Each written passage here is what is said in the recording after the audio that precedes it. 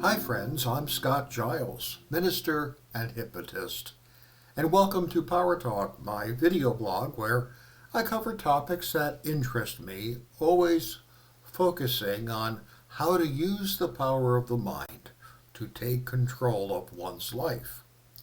If you'd like to know more about my professional work or sign up for my free e-newsletter Power Lines, check out my website, which I'll tag in the description. Well, today I want to draw on a theme that comes from the writing of William S. Burroughs. This topic was suggested to me by an article written by the Swedish psychoanalyst and movie maker Carl Abramson, whose work I often enjoy. Well, William S. Burroughs, who died in 1997, was what literary historians call a gonzo writer, which means that he was more than a little bit extreme and more than a little bit odd. His best-known work probably was the 1959 novel Naked Lunch. If you ever have a chance to explore it, it's a non-linear novel with no consistent plot line that uses individual and sometimes unconnected scenarios to convey the writer's meaning. It was controversial in its day. Banned in Boston, classified as obscene by the post office.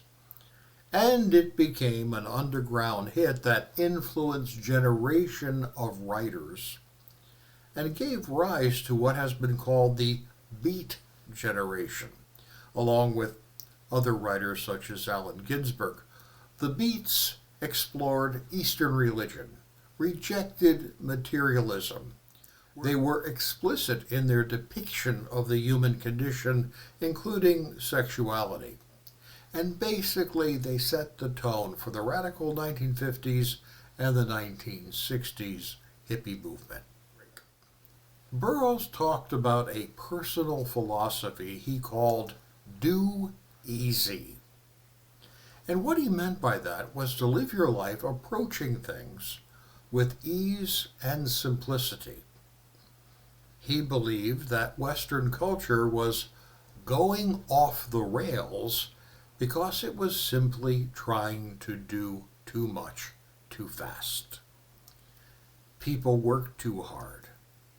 People had too many responsibilities. They didn't savor the life and relationships that they did have.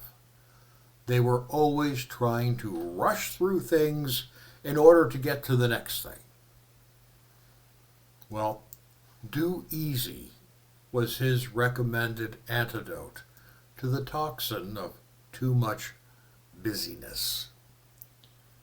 Now, in this, Burroughs was drawing on a theme from Chinese philosophy called Wu Wei, or doing by not doing. It's a concept picked up and developed by a lot of later spiritual thinkers, everyone from EST seminars to Eckhart Tolle. Basically, the idea is to allow things to unfold on their own without needing to rush them. And then when you do act, you do so in a deliberate and thought-through way. We call this concept mindfulness today.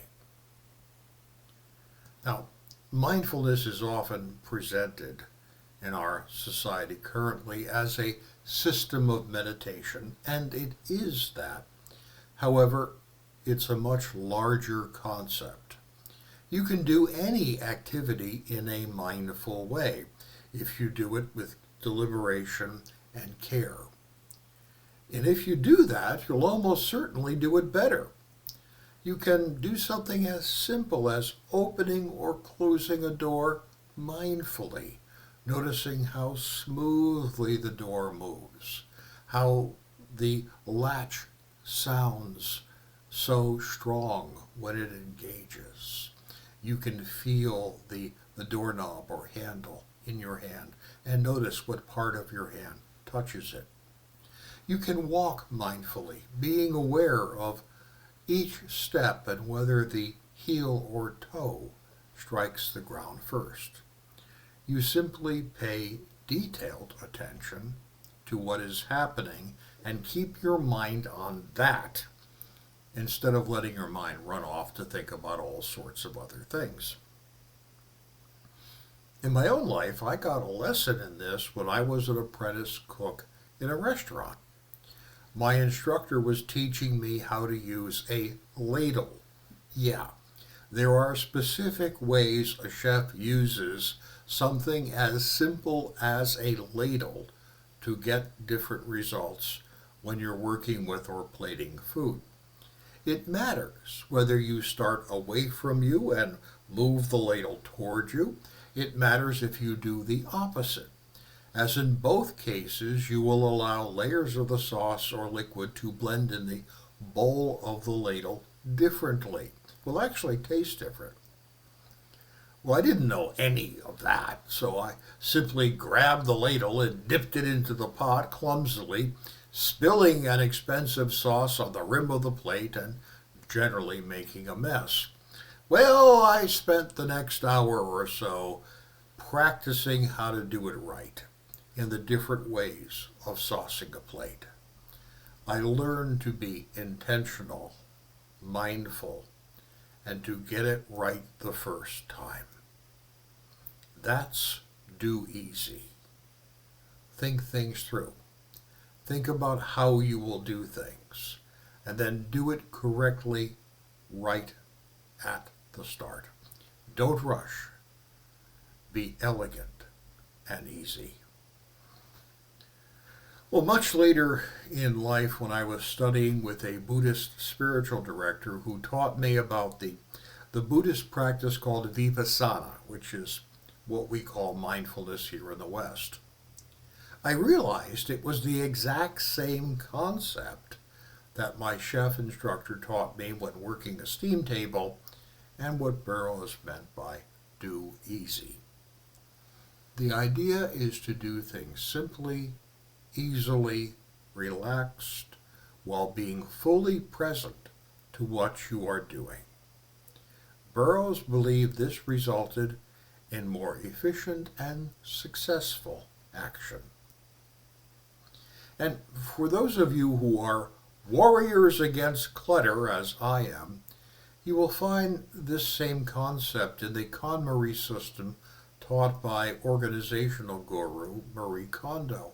Her books on personal organization like Spark Joy. She was originally a Taoist temple maiden or a lay clergy practitioner at a Taoist shrine in Japan. They believe that all things have a kind of consciousness or kami and should be treated with respect. So she teaches how to deal with possessions in a mindful way and do things in a mindful way. She may not know it, but she echoes the teachings of William Burroughs and the other beat writers. Do easy. Don't rush. Be present. Be calm. You'll be glad you did. Hey, thank you for your time and attention today. I'll be back in a couple of weeks as we're going to take the week of Christmas and New Year's off here. And I'd like to invite you to join me as I explore some different topics in the upcoming year. It helps me a lot if you tell others about my videos, so please like, share, and subscribe, and hit the notification bell. If you're wondering if I can be of help to you, feel free to reach out through my website for a free, no obligation screening call, and we'll talk about it. Have a great week, a great balance of 2024, and we'll see you in the new